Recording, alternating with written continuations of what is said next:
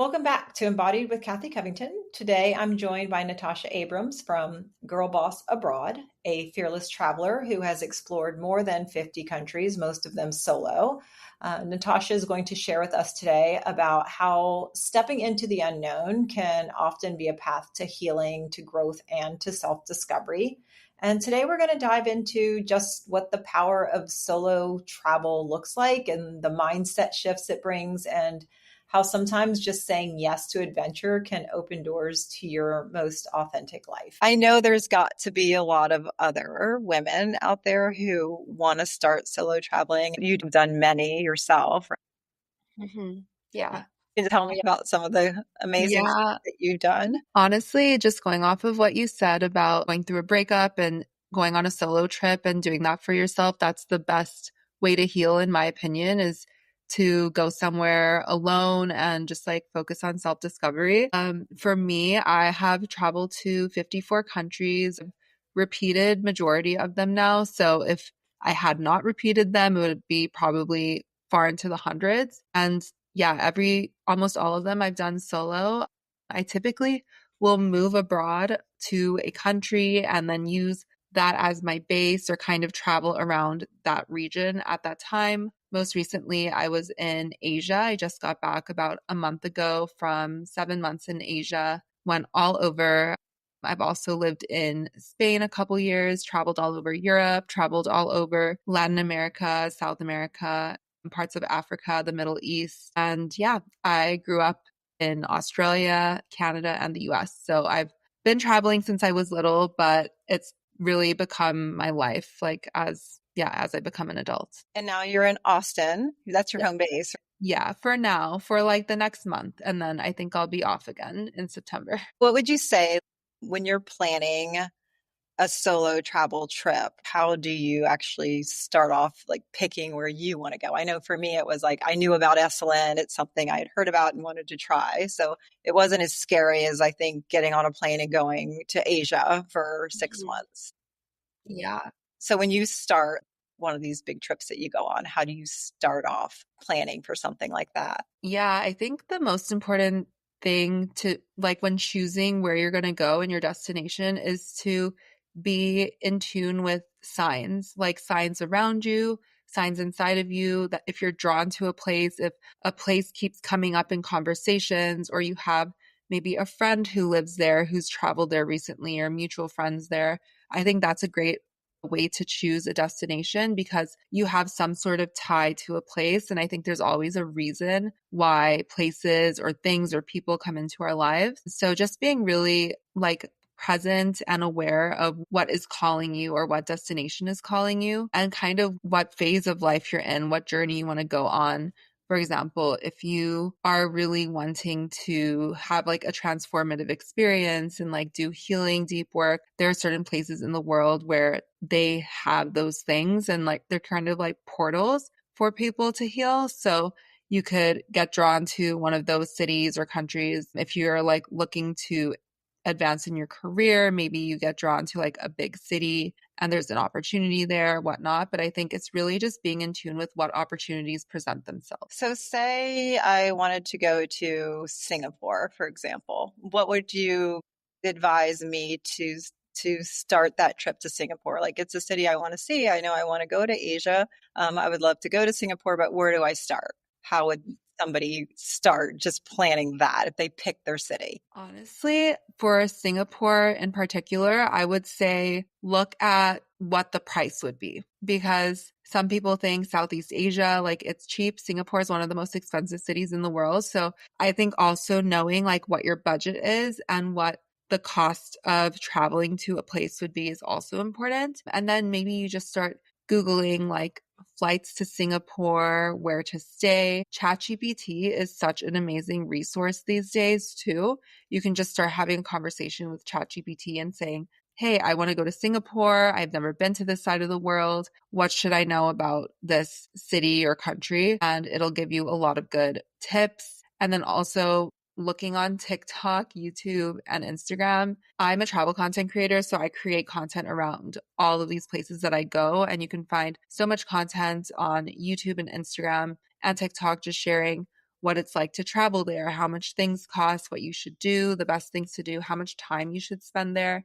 And you can get a better idea of what you can get out of a trip like that. Identifying where we want to go or where I want to go, and then looking at my budget, right? Start checking to see like what flights are within budget and about like hotel stays, and then also setting up like a city tour, for example. And then on top of that, like safety factors of being a solo travel and a female, and Yes. making sure we're picking places that are safe. Absolutely. I think also if you have friends, family, mutual friends who have ever been to that place, those are the best people to ask about a city or like traveling to a destination. Use your network. I think there's so much beauty in travel because you just expand your network and you meet so many new people. You can connect through travel. And that's one of the best things, yeah, you can do is just start about like traveling to a certain place, and you'll be surprised how many people want to help.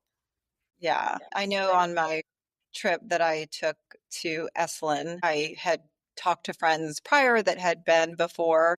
So it was a place that interested me. And then I heard you saying about how it can just be like so rewarding to do a solo trip and solo travel. And you meet all kinds of, I mean, you meet lots of new faces and friends. And I felt like when I went on this workshop, I was nervous doing it, nervous going alone to a place where I thought I was going to be going with a partner. We'd always planned to go there. When we broke up, I was like, okay, I'm just going to do this on my own. And then I signed up for that Pathways to Partnership workshop. And then I just went. But the beauty of it was I met so many great people, and we now have this network of friends that I met because we all went to somewhere new that was uncomfortable, kind of, I guess, for everyone to come in. So Yeah. I love that you can just, I don't know, pick up and find somewhere and then network and go and take a solo travel trip. Yeah, absolutely. And I think As a person. it's like everyone's on their own journey, but like then you're doing it together. So it's kind of that balance between like introspection, but connection at the same time, which I think is really special that comes up with travel. Then meeting new friends. So that's been since I've gotten back just from that trip. Now we're all in touch and we're sharing stories and dating stories and who's dating now or who's not dating now. And it's just fun to keep up with everyone. And I've had that too when I've traveled abroad, just meeting new friends. I'm still friends with today who we've met in just different destinations and places. Yeah. I think it's definitely like a good way to expand. And it's scary. It was scary for me going alone, starting to go alone and feeling like, oh God, I'm kind of like a loser. Like I don't have a travel buddy. But the solo travel has been really rewarding. Yeah. I think just overcoming that like mental obstacle of being like, oh, I'm alone. Like that means that I didn't have anyone. But in a lot of ways, it's like you're choosing to go alone too. And there's so much power in that. It is. That's true. There's so much power in doing that. Like when I was there, I was, oh my gosh, I can't believe I'm sitting in a hot tub naked with 25 people at 2 o'clock in the morning watching the stars. Yeah. Who is this woman? Like I never imagined myself doing it. It pushed me out of my comfort zone. It's just at the end of the day, it was an incredible experience. Place where I could just be me and no one was bothering me. And it wasn't a weird, type of like, I don't know. I didn't feel weird or uncomfortable. I also felt like I gained a lot of strength from it because I stepped out of something I would normally never do. Of course.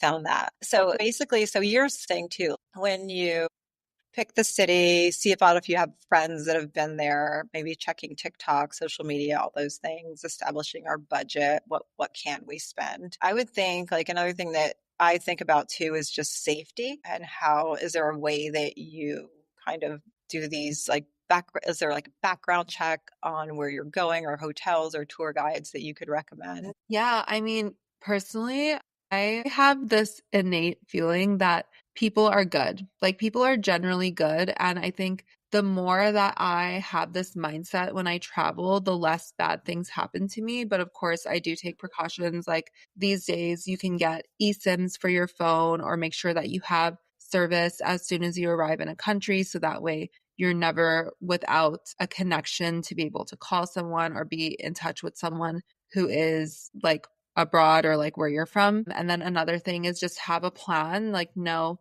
when the plane lands and you're going from the airport to your place where you're staying, either hotel, Airbnb, whatever it is, you know what the best way to get there is, whether it's taxi, Uber, hiring a car service if it's a very unsafe country, like you want to have a driver there for you. And then, yeah, just making sure that you read the reviews of the places that you're booking to stay. Be safe. Know the neighborhood that you're staying in is good. You can always ask ChatGPT these things like, is this a good neighborhood, or where would you recommend staying in this city? I'm traveling by myself. And yeah, just having your wits about you is the most important thing. So when you get there, just having done your research to know what the safety looks like or what it looks like to be there. Yeah.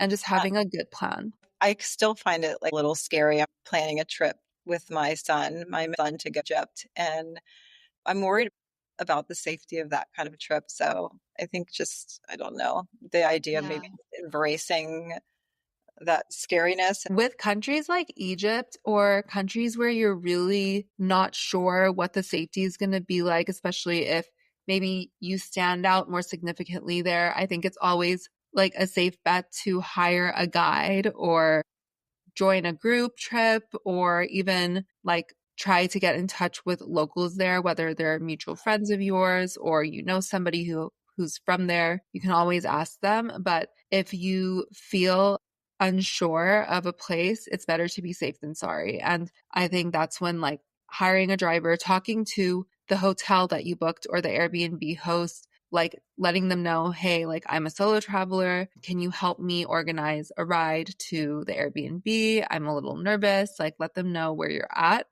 And they're almost always so accommodating and helpful to make sure that you arrive safely. That's a great idea. So do you get nervous when you travel alone? I don't typically get nervous anymore. There have been a couple instances, I think, in my last like stretch of travel where I did feel a little nervous, but I've been traveling for so long. I've been solo traveling for over 10 years now that it is second nature to me. And I kind of have this formula down where it's like you go to the airport, you take your flight, you land and arrive, you go to the place you're staying, and then you figure it out from there. But like, I think as long as you can get from your place to the place that you're staying and you know that it's a safe place and you're all set there, your majority of your anxiety will be at ease. I think the most scary part is just like the traveling aspect. Just getting on the plane and going. Getting to your destination. I think fully getting to the place where you are supposed to be is the scariest part, because then once you're there, you kind of have like a safe space. And I think that's always important when you're solo traveling, is book a place you feel comfortable in and you feel safe in, because that is like your sanctuary, like while you are abroad. And just knowing that you have that space to ground, to get back to yourself, because you are in an unfamiliar place. So as long as you feel comfortable and you can be at ease in the place that you're staying, you have that, and everything else will kind of flow. But I think if you don't stay in a place where you feel safe and at ease, that's just going to make the whole trip chaotic. Yeah, then it's like it's a whole different feeling when you are somewhere and you don't feel safe. So that's really important, just the pre-planning. What Yeah. about, like, I know that we were talking the other day about retreats, and at Montreux, we are beginning to plan some retreats for our community to come together, little small solo retreats, not solo retreats, but they're retreats for women that belong to the studios or amongst the community, and planning those trips for women. They can join in small groups. So it's kind of a solo travel for the traveler who maybe can't go with their family, or they're single and they don't have a partner, but they could join Mantra on one of their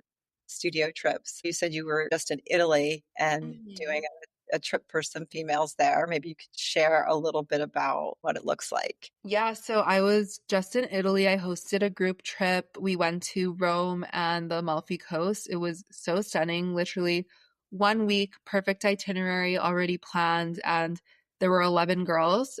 It was like an elevated group trip, so we stayed in really beautiful hotels. We had beautiful dinners. There was a dress code every day, so we knew what to pack and wear. And yeah, it was all very seamless and stunning. And I think a lot of the girls or the women actually had really big breakthroughs on this trip alone. And just talking to them, because I'm a solo traveler, but it was really interesting to host this group trip because this is their form of travel. And like a lot of them have gone on multiple group trips with the company. It's my friend's company that I hosted the trip for. So this is their way of kind of like doing the solo travel, but like not solo. I call it solo, not solo, because you're going by yourself. You don't know the other girls or women, but you're able to share the experiences together and still have those expansive experiences and mindset shifts because you're in a new country, you're doing different things, you're trying new foods, you're having different out of body experiences,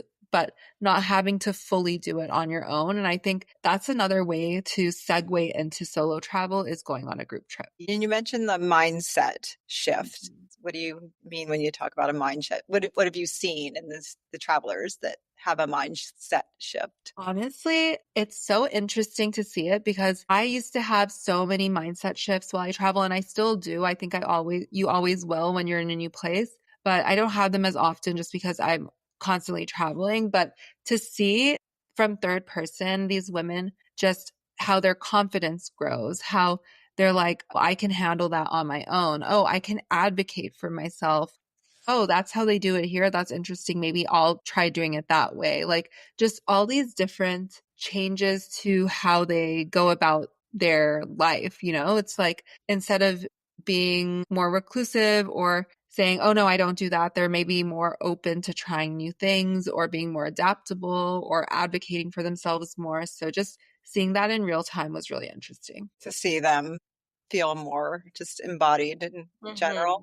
Yeah, exactly. Are there any stories that stand out to you of any particular travelers who you've met along the way? I think a big one, just overall, you meet so many girls who have either quit their job, lost their job, or gone through a breakup. I think those are always the most powerful stories because you go from almost being codependent with a person or a job or something and relying on relying on that thing, whatever it is, to define who you are, to throwing yourself into a country or a city that you've never been in before by yourself. You have no one else to lean on but yourself, really, and just finding that power to really step into yourself and show up as you want to be instead of this person's girlfriend or I'm this employee or whatever it is. And sometimes it's not pretty all the time. Like sometimes you have to go through a dark place or maybe it's uncomfortable or you feel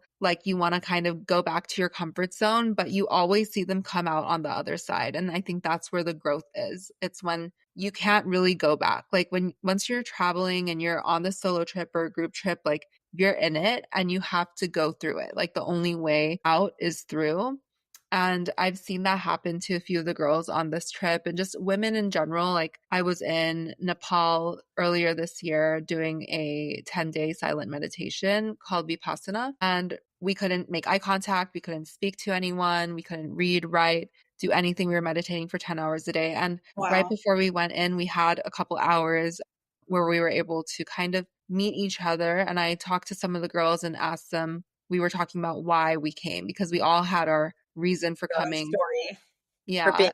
And just to see, like, we were all together meditating and like going through it together, but we couldn't talk to each other. But knowing that people were trying to pivot in their careers or going through breakup or just trying to figure out what their purpose was. And then on the other side, we were able to talk to each other about the epiphanies we've had and all these things. And I think just seeing how much clarity the journey brings women and how much closer it brings them to themselves is the most beautiful thing. I love it. It truly is transformational. And although I'm just starting, I can relate to the idea of feeling like I can't do it alone. I'm dependent on this person, or I've been dependent on somebody for so long and so attached. And then all of a sudden you're unattached and mending a heartbreak. And then now I'm going to somewhere completely new. For me, it takes my mind off of the hurt and opens me up to new experiences, which is, I find, very rewarding. Definitely. Yeah. It just puts things in perspective too, that because I think sometimes, especially when you are going through a breakup or something really big at home, that's the biggest thing in your periphery. Like that's all you can see. But when you go somewhere far away or you go through these things, you realize that you can make it smaller and that you can make yourself bigger. And also, I think what we're going through, no matter what it is and how hard it is, and different levels of difficulties and challenges that we have in life, there's still so much out there and we're not alone. There's so much that other people are going through.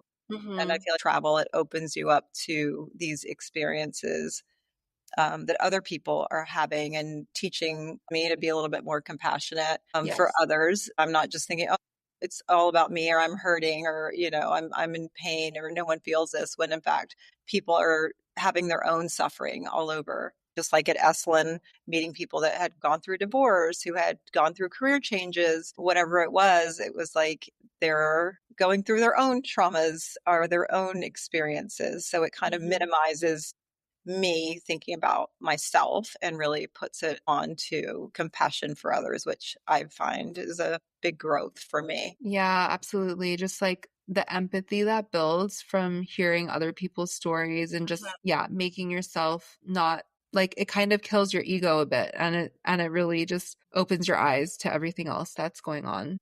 I think that's huge. I'm excited to start planning these retreats for Mantra and offering that to our clients. I think it's a wonderful way to bring community together, to bring women together, to help facilitate the idea of travel. So if someone's hoping to step into it lightly, they can sign up for a retreat and make their way into solo traveling and going to those places in the world where we've always wanted to go and maybe just don't have the opportunity or the time. And now we're in a phase of our life where we can do those things. Absolutely. I think it'll be just like the best way to segue, like I said, into solo travel is doing a retreat or a group trip. That way you have the support that you need and you can also still have the same transformations. So I've got some great little takeaways for everyone. So we can just start with picking out where we want to go. I'm really creating our budget to decide what we can spend or what we want to spend on that trip, and investigating. You mentioned using ChatGPT as an excellent way to do that research about anything and everything on your trip that you want to plan.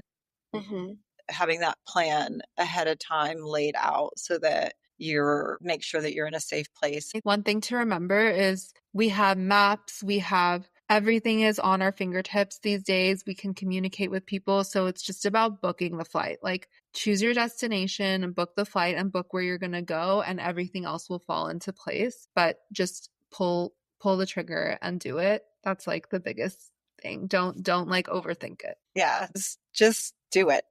Mhm. Just sign up and go. Yes. Pick your favorite spot. Don't be afraid to get outside of your comfort zone.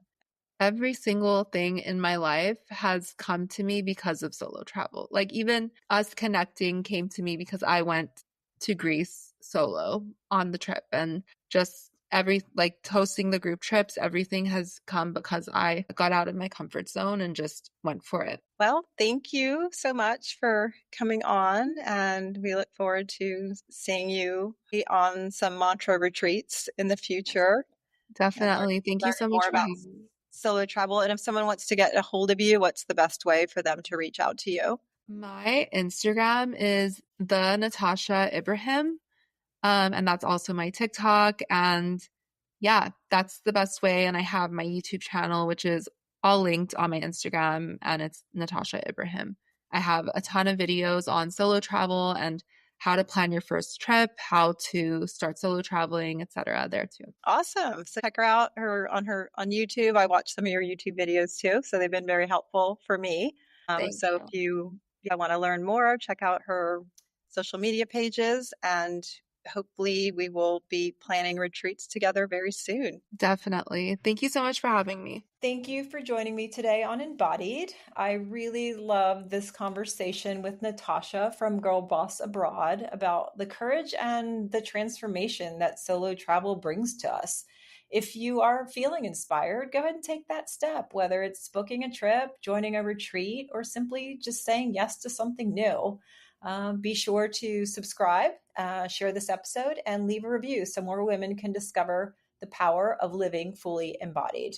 Until next time, keep showing up for yourself and embrace the journey. Thank you. And we'll talk to you soon. Bye. Bye.